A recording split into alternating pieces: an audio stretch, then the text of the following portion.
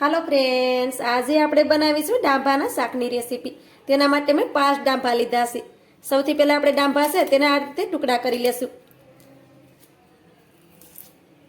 તો આ રીતે ડાંભાના આપણે નાના ટુકડા કરવાના છે।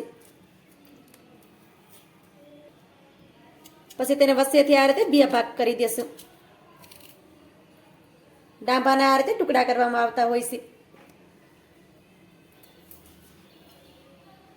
તો આપણે એવી જ રીતે બધા ડાંભા છે તેને આપણે કટ કરી લેશું।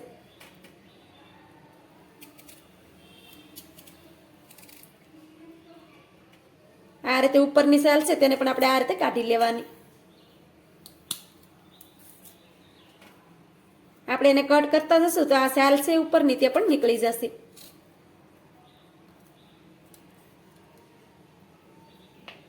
આ રીતે આપણે બધા ડાંભાના ટુકડા કરી લીધા છે અને ઉપરથી આ રીતે મેં સાલ પણ કાઢી લીધી છે। હવે આપણે ડાંભા છે તેને પાણીથી સારી રીતે ધોઈ લેશું। હવે આપણે કડાઈ લઈ લેશું અને કડાઈમાં આપણે 2 પાવડા ભરી અને તેલ નાખી દેશું। તેલને આપણે ગરમ થવા દેશું। તેલ ગરમ થાય એટલે આપણે તેમાં અડધી ચમચી ભરી અને રાઈના દાણા નાખી દઈએ। અડધી ચમચી આપણે જીરું નાખી દઈએ। 1 ચપટી જેટલી આપણે હિંગ નાખી દેશું। હવે આપણે ડાંભાને પાણીથી સારી રીતે ધોઈ લીધા હતા તેને પણ તેમાં નાખી દેશું। તેની સાથે આપણે સ્વાદ પ્રમાણે મીઠું પણ નાખી દેશું। થોડીક આપણે હળદર નાખી દેશું। હવે આપણે ડાંભાને સારી રીતે મિક્સ કરી દઈએ। ડાંભામાં આપણે મીઠું નાખી દેશું એટલે ડાંભા છે તે જલ્દી કૂક થઈ જશે। આમ તો ડાંભાને સડતા જાજો ટાઈમ નથી લાગતો।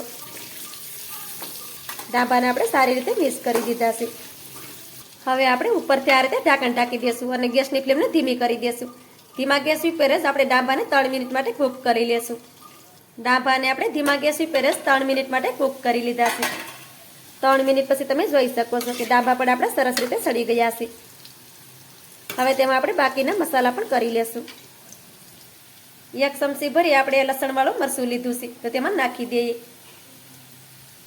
તેની સાથે આપણે 1 ચમચી જેટલું પાણી નાખી દેશું એટલે મરચું છે તે આપણું બળે નહીં અને મરચુંને આપણે સારી રીતે ડાંભાની સાથે મિક્સ કરી દેશું।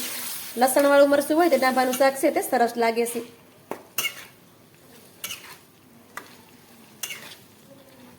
મરચાંને આપણે સારી રીતે મિક્સ કરી દેશું। મરચાંની પેસ્ટ બનાવીને તમારે નાખવી હોય તો પણ તમે નાખી શકો। તીખું તમે તમારા પ્રમાણે પ્લસ કે માઇનસ પણ કરી શકો। જે પ્રમાણે તમે તીખું ખાતા હોય એ પ્રમાણે તમારે મરચું લઈ લેવાનું અને તેમાં આપણે 1 ચમચી પાણી નાખી દેવાનું એટલે આપણે મસાલો છે તે બળે નહીં અને મરચાંને આપણે સારી રીતે પહેલાં તો સાતળી લેવાનો તો જ ડાંભાનું શાક છે તે ખાવામાં મીઠું લાગે છે। મરચાંને આપણે થોડી વાર માટે આ રીતે સાતળી લીધું છે અને તેની સુગંધ પણ બહુ સરસ આવે છે। હવે તેમાં આપણે અડધી ચમચી ભરી અને ધાણા જીરું પાવડર નાખી દેશું। 1 ચમચી ભરીને આપણે તેમાં બેસન નાખી દેશું કેમ કે આમાં આપણે છાશ નાખવાની છે।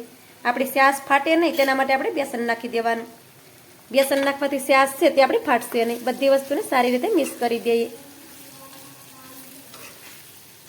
બધી વસ્તુને આપણે સારી રીતે મિક્સ કરી દીધી છે।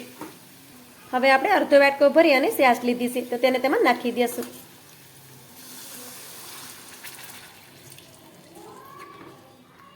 અને સારી રીતે મિક્સ કરી દેશું। બેસનને આ રીતે પહેલાં નાખી દેવાનું એટલે આપણી છાશ છે તે ફાટશે નહીં। ઘણી વખત આપણે છાશ નાખીએ શાકમાં અને આપણી છાશ ફાટી જતી હોય છે અને શાક છે તે ખાવામાં સારું નથી લાગતું। આ રીતે તમે જોઈ શકો છો કે આપણી છાશ છે તે બિલકુલ પણ ફાટી નથી। તો મેં આ મીડિયમ ખાટી છાશ લીધી હતી કેમ કે વધારે પડતી ખાટી છાશ પણ આપણે તેમાં નથી નાખવાની। વધારે ખાટું શાક થઈ જાય તો પણ તે ખાવામાં સરસ નહીં લાગે। મીડિયમ શાક હોય તો ખાવાનું સારું લાગે। વધારે તમારે ઘાટો રસો કરવો હોય તો તમે વધારે બેસન નાખી શકો। તો બધી વસ્તુને આપણે સારી રીતે મિક્સ કરી દીધી છે। હવે ગેસની ફ્લેમને આપણે ધીમી કરી દેશું અને ઉપરથી ઢાંકણ ઢાંકી દેશું અને શાકને આપણે 5 મિનિટ સુધી સડવા દેશું।